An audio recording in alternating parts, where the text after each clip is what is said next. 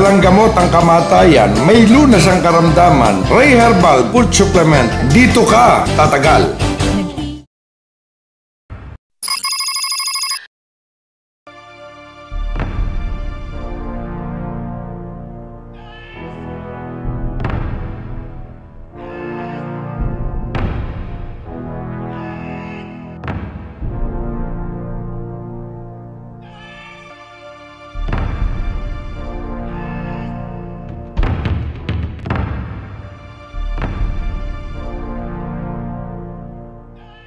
Renato Lopez, diabetes. Matagal na rin, hindi ko na lang matandaan. Na-opera na kasi ito ginagamot. Pagka lumalabas yung duguro sa daliri, minsan sa ibabaw ng paa ba. Ayoko naman paputol. Puro kadalawa kang opera na kasi ito. Pagkahapon na paggabi kahapon, may pagkakataong nilalagyan ako, giniginawa ko. Kasi pinutol na itong isang daliri ko. May picture ng araw. Pinutol ko, walang pampamanid eh. May buto na nakausling ganun. Kinunting lang. Makarot. May pagkaan, hindi ako nakakatulog rito. Tapos namamaga itong gilid nito sa gabi. Pag umaga naman, nawawala na. Noong nakaraan, 263. Kaya wala naman kami laing diabetes. Diabetes ko na itinakda ng doktor na putulin na ang paa o daliri. Ito ay bilang hamon sa herbalist na si Ray Herrera na lumako kay Buka. Alam ako na gagamitin at iinom ng RES Herbal sa loob ng siyam na pong araw na itinakda ay magkakaroon ng pagbabago. Hindi na pang na ang herbal na ito ay hindi pamalit sa gamot na nire-reseta ng doktor, therapeutic effect, kundi bilang food supplement lamang. Sa paglahok sa hamon na ito, ako ay nangangako na susunod sa mga alituntunin ng hamunan na itinakda ang Mr. Ray Herrera ng Herbalist.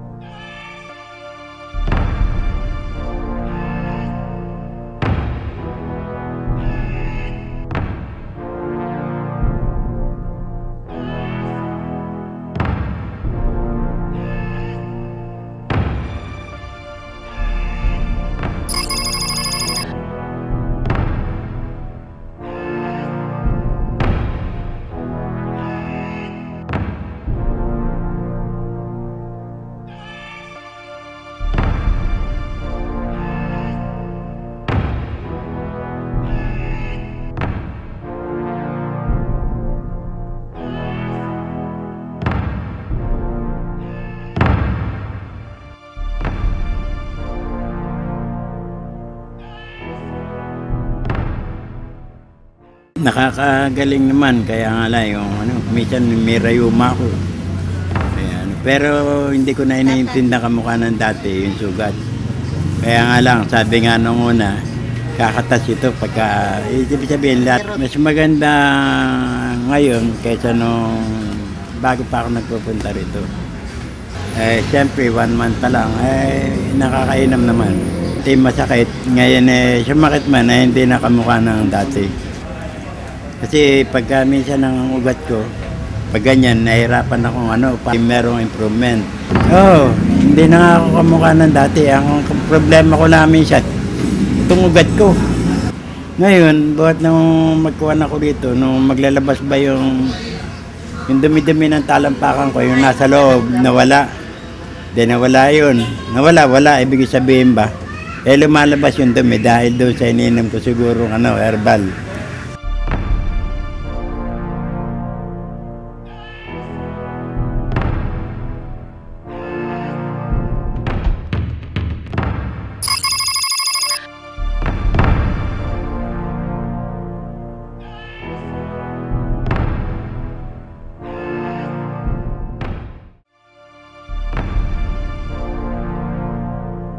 Dati malaki yung awang ng talampakan. Tapos ngayon, kapraso na lang nagsasara. Buwan na magpunta ako rito, hindi na ako makain ng sa gabi. Kalimitan kamote na lang o kaya saging. Inom kong herbal. Malaki ang ikinainom sa akin. Hindi na ako, medyo nakakatulog na ako, no? Hindi ako nabit na nakakatulog.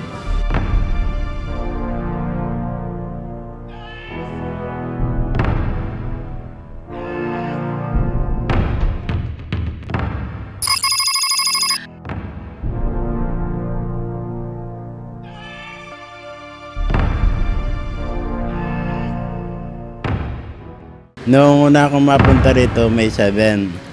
Tapos May 8, may nag-umpisa na ako ng herbal. Pag inom ko na yon, nakainom sa aking paa dahil ang paa ko noon malaki sugat. Ngayon, sa paglaki ng sugat ko, kainom ko ng herbal. Ngayon, hindi na ako nagkukuhan. Hindi na ako nakakay, nagkukommute na ako, gano'n. Kung baga, hindi na tumataas ang aking dugo, yung blood pressure ko.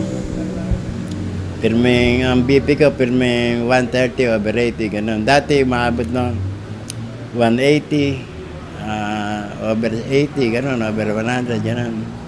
Pero ngayon, hindi na. Tapos, yung aking blood sugar ko, dati naabot ng 300. Ngayon, kuha na lang, 158, 140, ganun. Pumunta ako sa Bitag para sumali sa hamunan, para yung baka sakali, yung aking matulungan niya ako nito dito sa sakit ng paa ko. Nagpapasalamat ako sa nagawa sa akin ng hamunan dahil ako napagaling nila.